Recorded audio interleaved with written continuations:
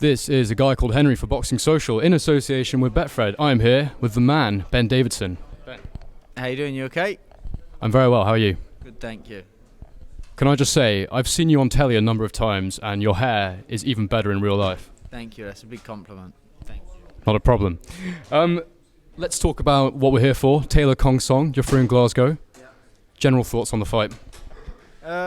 Yeah, I think it's a good fight. I think that Kong Song really does have a hell of a lot of potential. I'm not just saying that. Obviously, I've studied him. I think he's a very good fighter.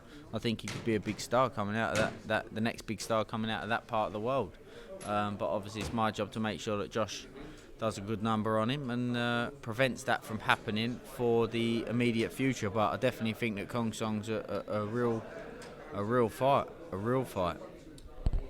This is your first camp together. You've obviously just started working together. Like any relationship, is the beginning the most exciting period? Yeah, you got to grease them up. You can't just go straight in for it, can you? You got to wine them. You got to dine them. So, no, we've been through that phase, and we're down to the nitty gritty, and he's made some good progress. You often hear fighters saying the best of them is yet to be shown. You see it in the gym.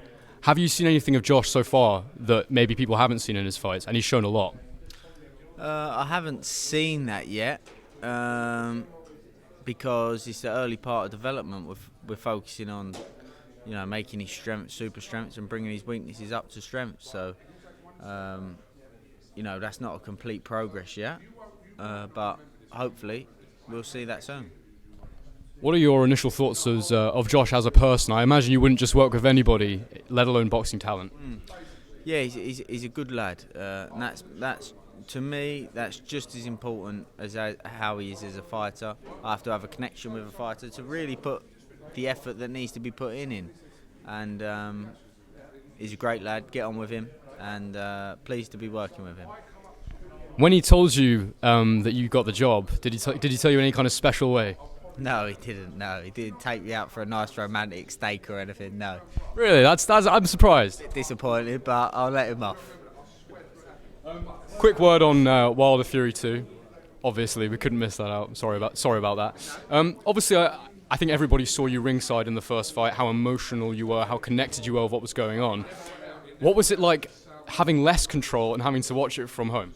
Yeah, when I'm not able to give advice to a fighter that I feel needs to be given, I get very nervous when it's somebody that I care about and that. So it was difficult for me to watch, but obviously I was over the moon and so pleased for Tyson to do what he done, because we've always said, everybody that knows Tyson and believes in Tyson's always said what his capabilities have been, and now he's shown that, he's achieved something that I don't think any other heavyweight's achieved in terms of owning every single belt at some point in his career. And people would say this lineal title thing is nonsense, but he's proved it. He's the number one.